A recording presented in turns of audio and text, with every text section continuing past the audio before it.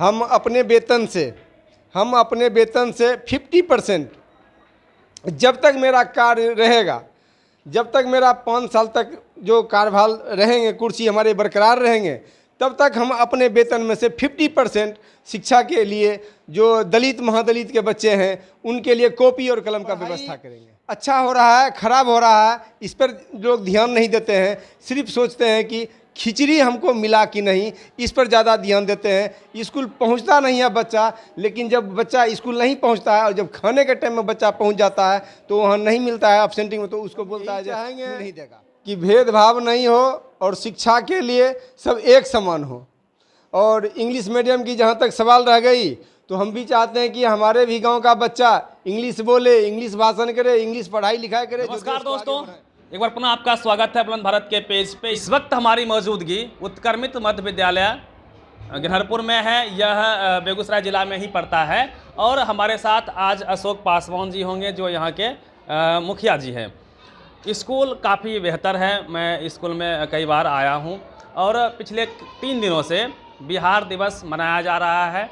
कई सारे कार्यक्रम यहाँ के शिक्षकों ने आयोजित किया था, इसमें कई सारे बच्चों ने भाग लिया था। रंगोली, क्विज से लेके और कई गतिविधियाँ थी और उन्हीं बच्चों को प्रोत्साहित करने के लिए मुखिया जी यहाँ पे आए थे। बच्चों को पुरस्कृत किया गया है और गांव के भी कुछ गणमान्य लोग यहाँ पे मौजूद हैं। हमारे बगल में आप पंचायत समिति को देख सकते हैं, शिक्षा समिति के अध्यक्ष हैं और भी कई सारे लोग यहाँ पे शिक्षक हैं।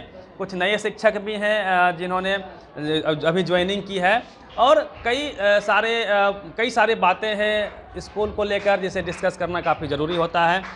शिक्षा में लगातार सहयोग करने के लिए अशोक पासवान जी जाने जाते हैं, इसी विद्यालय से पढ़े हैं और जब ये बच्चों को संबोधित कर रहे थे तो इनकी आंखें भी नम हुई थी, काफ़ी भावुक हुए थे और शिक्षा में बदलाव को लेकर काफ़ी चिंतित भी रहते हैं, क्योंकि यह जो क्षेत्र है अति पिछड़ों का क्षेत्र है, दलितों का क्षेत्र है और इसमें कहीं ना कहीं आपको मैक्सिमम बच्चे गरीब फैमिली के मिलेंगे। काफ़ी मुश्किलों से उनका ज़िंदगी कटता है और शिक्षा ही उनकी ज़िंदगी को बेहतर कर भी सकता है और शायद इसलिए ये इतने चिंतित भी हैं। सबसे पहले सर आपका बुलंद बिहार में बहुत बहुत स्वागत है। धन्यवाद रवि जी। तो अभी मैं देख रहा था आप बच्चों को संबोधित कर रहे थे, आंखों में भी आपका आंसू आया था और आपने बताया कि मैं भी इसी स्कूल से गुजरा हूं और एक लंबे अरसे से सरकारी स्कूल की स्थिति सुधर नहीं पा रही है। अंधेरे में भी दीपक कहीं ना कहीं यहाँ के शिक्षक जलाने का प्रयास कर रहे हैं। कई शिक्षकों से मिला, काफ़ी विद्वान हैं, यहाँ उनका लिस्ट है। सब लोग ऐसे MSc, MA मतलब सारे लोग वेल क्वालिफाइड हैं और नए जो शिक्षक आए हैं वो भी वेल क्वालिफाइड हैं। तो क्या लगता है कि आप लोगों के सहयोग से जो सरकारी स्कूल का माहौल है पूरे बिहार में या फिर इस विद्यालय में और बेहतर हो सकता है? क्या क्या बेहतर होने चाहिए?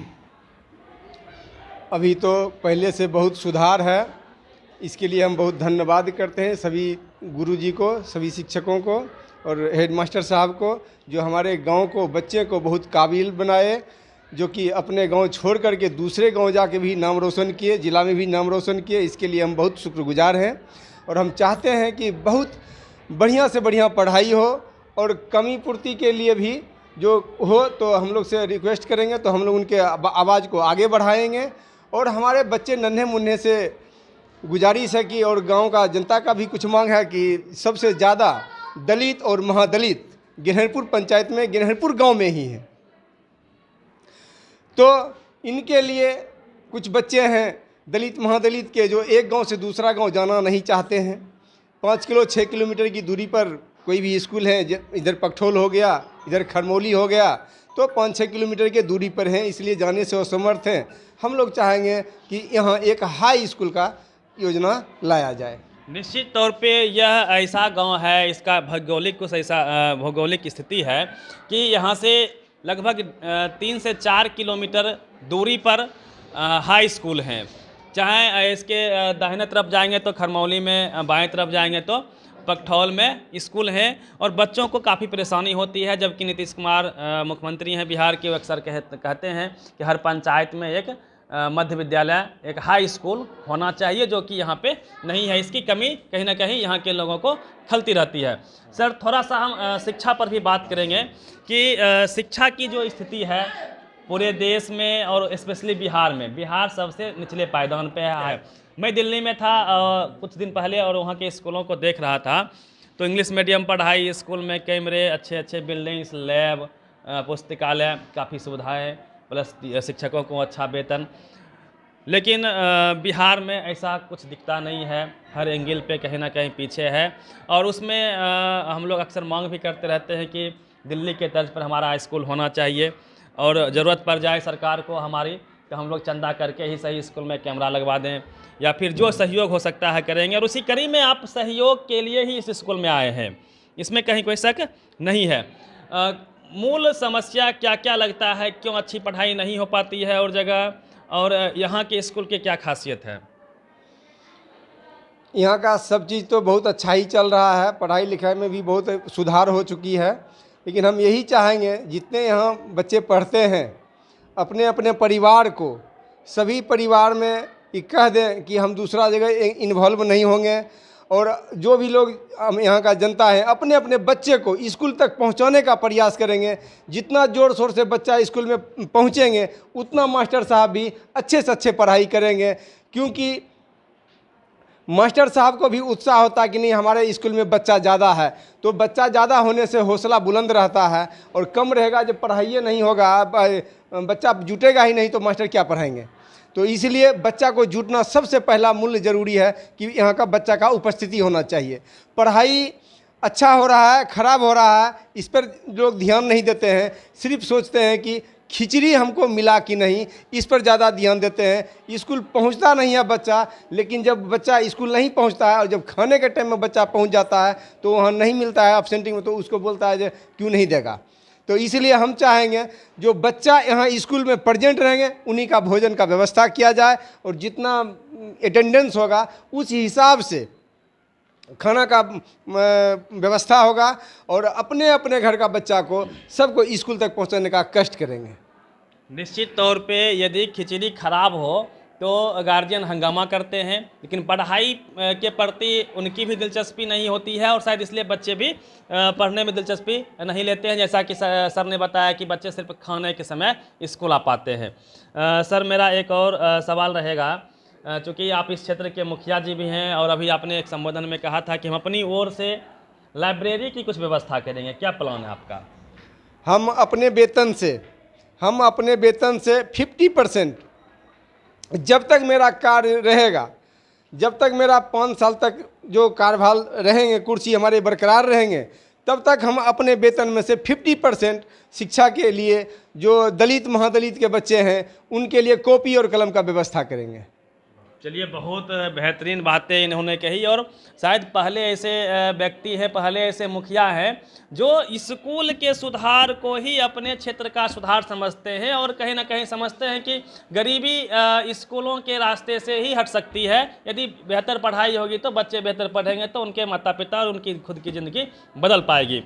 एक सर सवाल रहेगा, चूँकि आप नेता हैं और मुझे अक्सर शिकायत होती है कि सरकारी स्कूल और प्राइवेट स्कूल में इंग्लिश मीडियम की पढ़ाई होनी चाहिए, समान शिक्षा होनी चाहिए, गरीब का बच्चा भी वही शिक्षा ग्रहण करे जो अमीर का बच्चा या फिर राष्ट्रपति का बच्चा ग्रहण करता है।